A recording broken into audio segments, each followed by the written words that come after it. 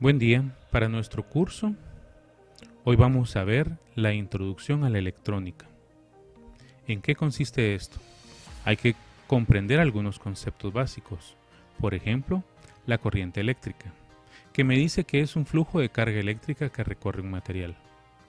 Se debe al movimiento de las cargas en el interior del mismo, y al caudal de corriente se le denomina intensidad de corriente eléctrica.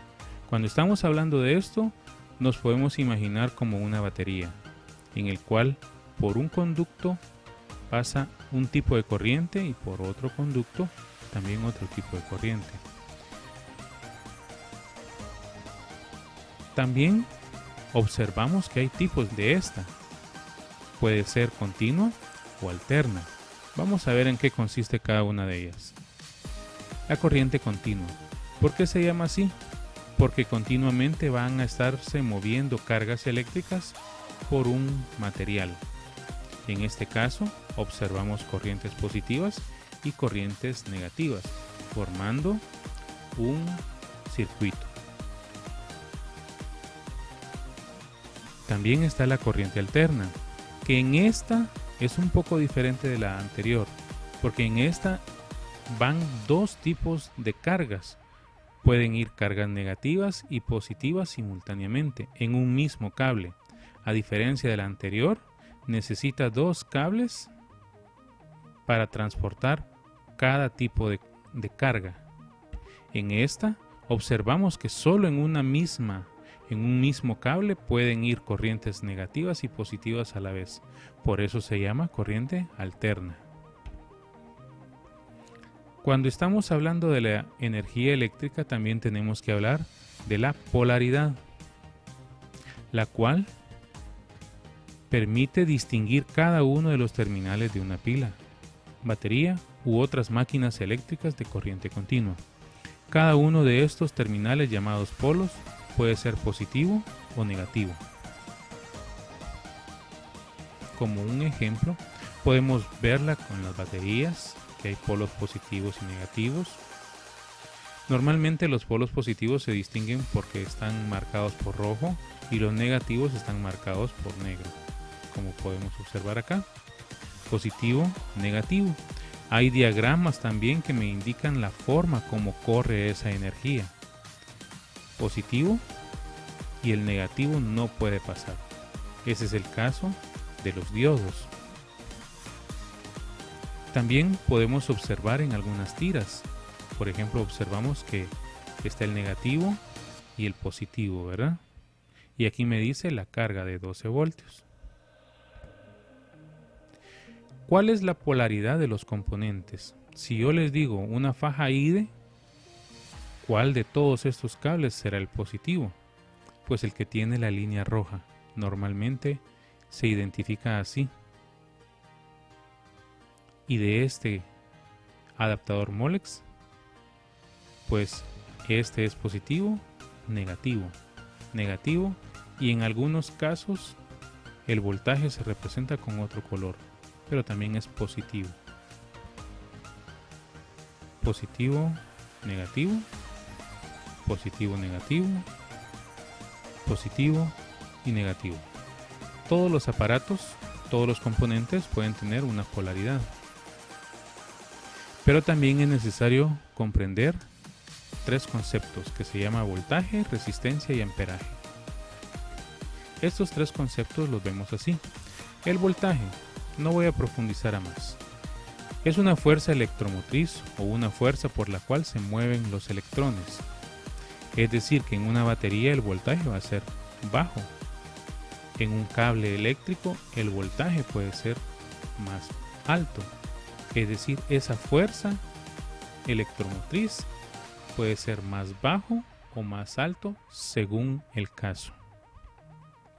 La resistencia juega un papel muy importante porque la electricidad o el voltaje que nosotros podamos tener puede ser muy alto, pero lo podemos reducir por medio de esto, por medio de la resistencia. Y me dice que la resistencia es la dificultad o facilidad con la que un material permite el paso de electrones al paso de la corriente eléctrica. Y el amperaje se define como la cantidad de corriente o flujos de electrones que fluyen por un conductor. Estos conceptos, los tres, causan un poco de confusión, pero los vemos en diferentes cosas. Por ejemplo, en nuestros cargadores de celular, aquí observamos que dice 5.3 voltios a 2 amperios, 5 voltios, 1 amperio, y se encuentran presentes. ¿Y la resistencia cómo la podemos representar? Pues aquí hay una ejemplificación. Si nuestra batería es muy grande, tiene un voltaje grande. Si nuestra batería es muy pequeña, tiene un voltaje pequeño. Pero aquí entra lo que es la resistencia y la I de intensidad o amperaje. La resistencia es como esa llave de paso, que si la abrimos toda, no hay resistencia. Podemos observar que el líquido, en este caso el agua, va a fluir con una determinada intensidad. A esa intensidad o a ese chorro o a esa fuerza que sale le llamamos intensidad. Está la resistencia y está el voltaje. Vemos también que el voltaje es ese fluido que está. La resistencia se representa por medio de los ohms y el amperaje es esa intensidad que sale de ese voltaje. También necesitamos comprender lo que es la electrónica. Se llama electrónica a una disciplina técnica y científica, considerada como una rama de la física y como una especialización de la ingeniería, que se dedica al estudio y la producción de sistemas físicos basados en la conducción y el control de un flujo de electrones o de partículas cargadas electrónicamente. Básicamente la electrónica manipula la electricidad para que nosotros podamos ver dibujos en las pantallas, para que podamos hacer que un componente funcione de una u otra forma de acuerdo a como nosotros queremos. Pero hay algunos componentes que necesitamos conocer. Por ejemplo, la placa prototipo, protoboard o breadboard, que le llaman otros. Pues esta plaquita que tenemos acá funciona de una determinada forma. Vemos que en la parte interior de ella, estos conductos están unidos, o estos puntitos están unidos.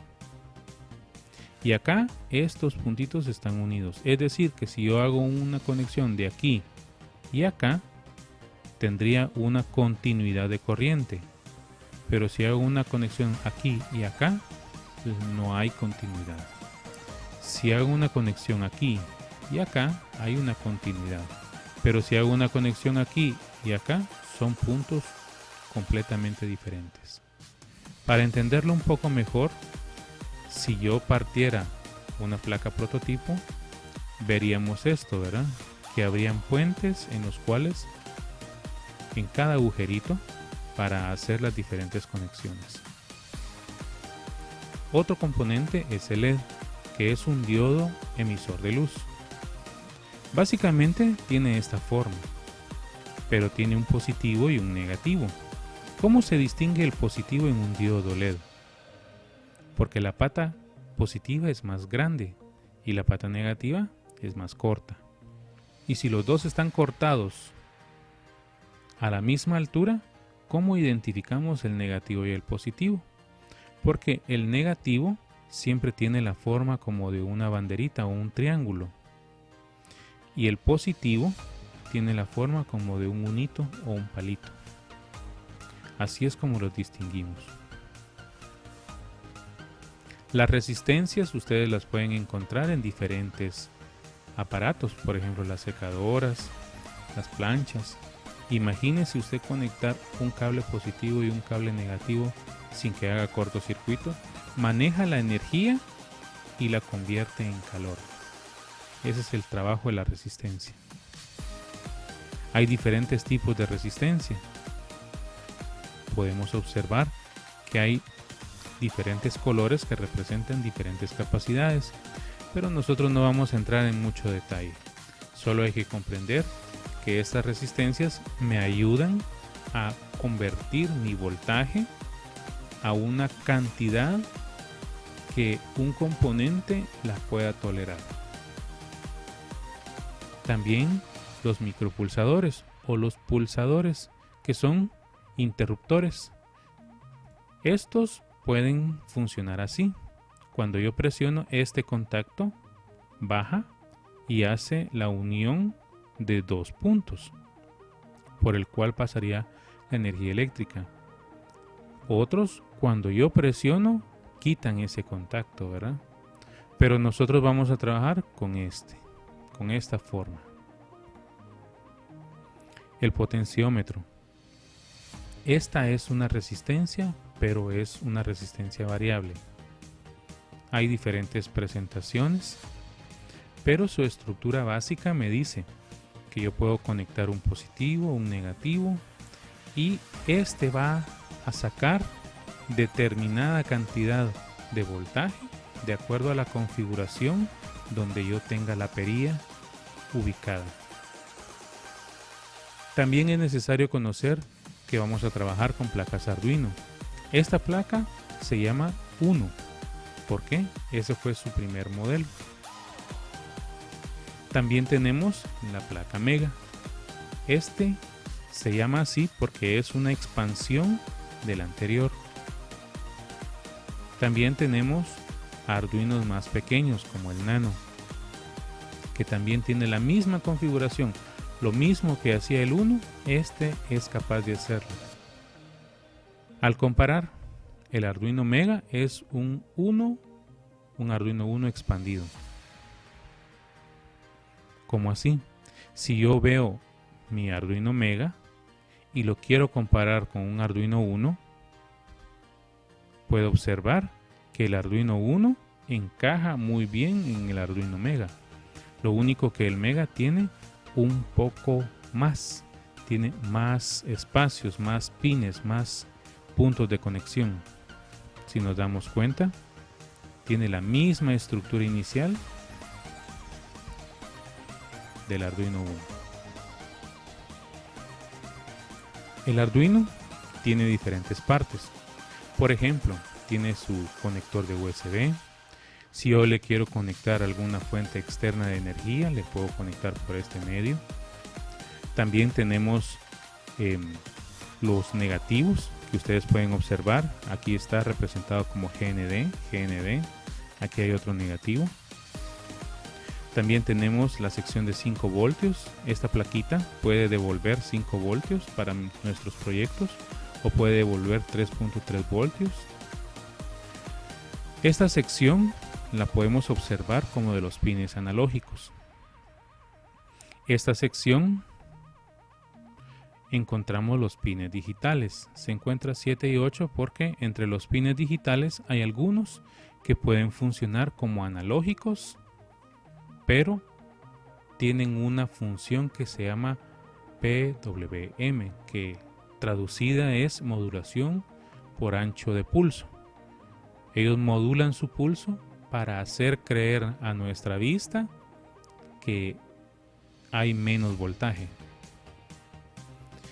El 9 es un soporte de referencia analógica. Esto básicamente es para una programación. Botón de reinicio, indicador LED de alimentación. Cuando está encendido nuestro Arduino, este LED se enciende. También hay unos LED RX y TX, que es de recepción y de transmisión, que son estos que se encuentran acá, que normalmente estos van a funcionar cuando yo pongo a funcionar estos, o cuando se transmite o recibe alguna información que entra al Arduino. El microcontrolador, que ahora pueden encontrarse en presentaciones más pequeñas, y el regulador de voltaje, este que se encuentra acá, que me permite poder conectar diferentes fuentes o voltajes sin que esta placa se pueda quemar. Tampoco podemos colocar voltajes muy altos. Cuando yo estoy programando en Arduino,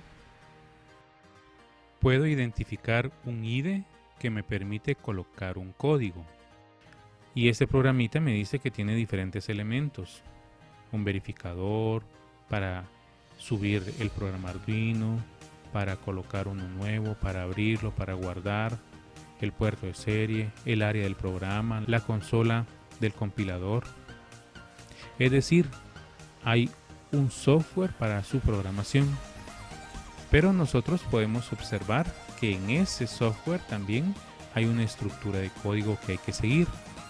Por ejemplo, nosotros vemos aquí que hay un espacio para que yo pueda declarar variables y colocar librerías. También observamos que dice void setup, que la palabra void significa vacío o espacio. Y entonces observamos que hay un espacio para la configuración de los puertos, para indicarle si son de salida o de entrada, o configurar algunas otras cosas como el puerto de serie. Y también tenemos el espacio del loop o el bucle o las rutinas o las repeticiones, que me permite hacer programas infinitos. Si ustedes se dan cuenta, cada vez que yo escribo una función, la tengo que escribir entre paréntesis, así como se observa acá.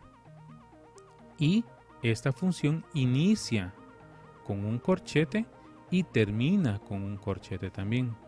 Es decir, que el inicio se demarca por este símbolo y el final se demarca por este símbolo. La ausencia de ellos provocaría un error. Más adelante vamos a explicar otros elementos de esta estructura. Buen día.